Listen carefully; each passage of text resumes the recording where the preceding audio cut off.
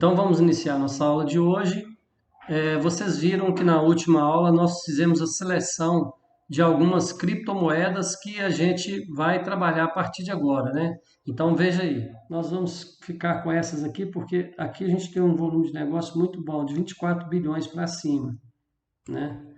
Então nós vamos ficar com essas uma, duas, três, quatro, cinco, seis, sete moedas para a gente dar uma estudada para ver o que tem por trás do protocolo delas, qual que é a proposta de cada uma delas para o mercado, para a gente selecionar quais são as duas ou três propostas mais importantes, mais interessantes para a gente poder investir.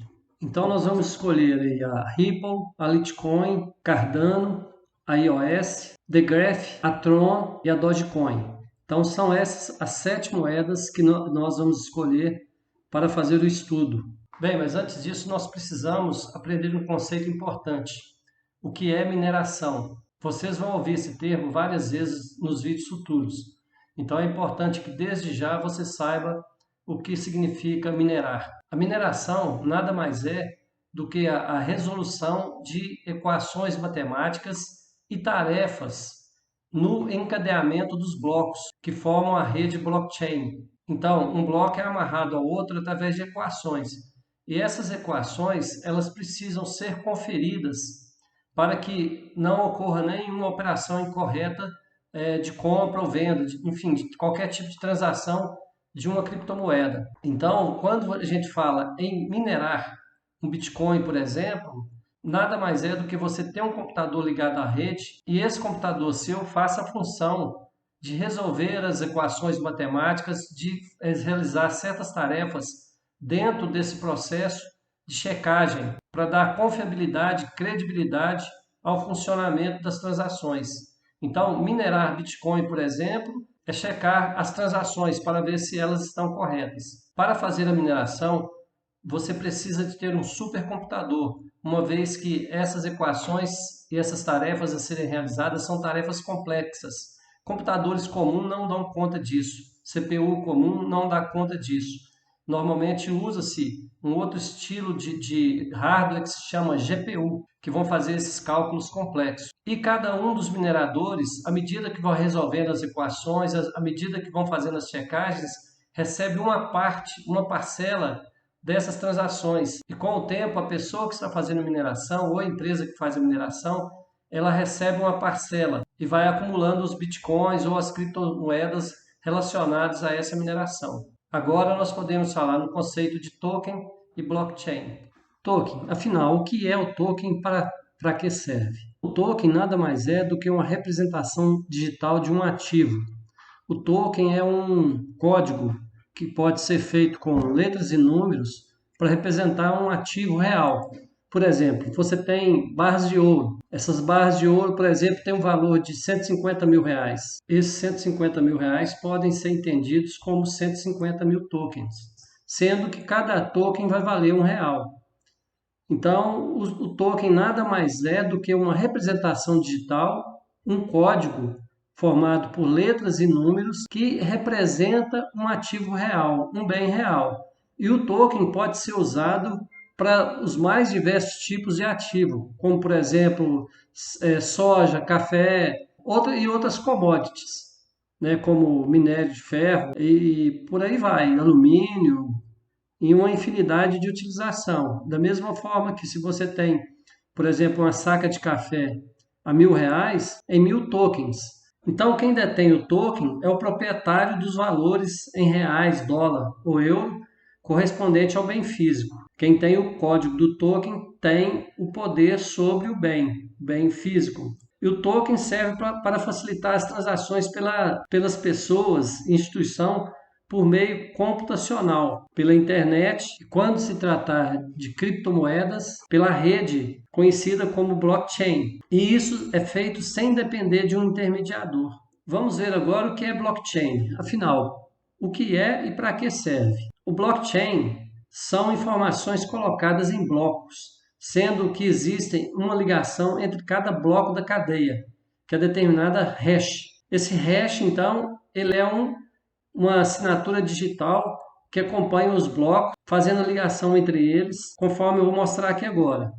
Olha só, então a gente tem aqui o bloco 1 com o conteúdo dele, com os dados do token aqui, por exemplo, e tem o hash, que é um código. No bloco 2, tem que aparecer o conteúdo do bloco 2 mais o hash do bloco anterior. E assim sucessivamente, formando uma cadeia, de maneira que essa cadeia ela é amarrada pelo hash. Você não consegue entrar aqui, por exemplo, numa cadeia de blocos e mudar simplesmente uma informação. Se você quiser mudar alguma coisa, você tem que mudar toda a cadeia. Isso aqui é a prova de fraude. Então, para poder traduzir o que é o hash é uma função matemática que pega uma mensagem ou arquivo e gera um código com letras e números que representam os dados inseridos. Ele faz uma amarração de forma a tornar praticamente impossível adulterar a informação inicial ou a informação original. Tudo isso é feito de maneira criptografada. As informações são colocadas, então, de uma maneira criptografada que leva as informações do token, como quantidade, a quem pertence, quantos e quando comprou ou vendeu o ativo. Então, todas essas informações acerca por exemplo, do bem, da criptomoeda, ela fica nesse conteúdo completamente criptografado. A tecnologia blockchain serve basicamente para três coisas. A transparência, por quê? Porque as pessoas podem, inclusive, baixar essas informações na rede para ter o conhecimento da quantidade de transação que foi feita, quais são os tipos de criptomoeda, por exemplo, que estão vendendo mais, que estão vendendo menos, volume de negócio, etc. e tal. Isso é informação que é transparente para todas as pessoas. A segurança é porque é praticamente impossível você conseguir, por exemplo, mudar o conteúdo de um bloco sem mudar toda a rede. Então, essa informação é extremamente segura. E tendo a transparência e a segurança, ela traz a credibilidade. Vou colocar um exemplo aqui para ficar mais fácil o entendimento da rede, como funciona a rede blockchain. Imagina que esse bloco aqui seja um bloco de transação do Bitcoin, que vai ter nessa transação informações do tipo nome do comprador ou vendedor, o saldo que ele possui de Bitcoin e outras informações desse tipo. Quando vai ocorrer a operação, a transação, a primeira etapa que é feita é a checagem da transação. Por exemplo, quando essa transação aqui ela é colocada na rede, dentro de um determinado bloco, ela é checada, por exemplo, o saldo, o proprietário, se ele realmente ainda tem disponível aquela quantidade de Bitcoin, se ele já não vendeu aquele ativo antes, se a quantidade do ativo que ele detém é a mesma que ele está fazendo a transação, ou se ele ainda vai ficar com saldo. Então, tudo isso é checado quando a transação é feita.